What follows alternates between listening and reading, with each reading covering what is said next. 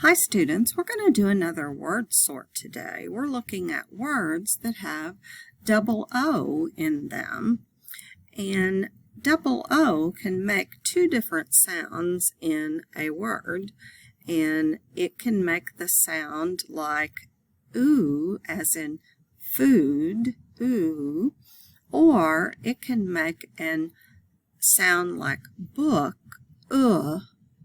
in that sound. So we're going to take the words listed over to the left and place them in each column for whatever sound they make in the middle. So let's look at hoot, hoot. That one makes the oo sound, so it goes in the column with food.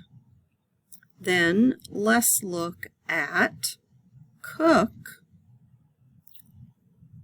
That makes the sound, as in book, and that goes in the column with book. Happy word sorting!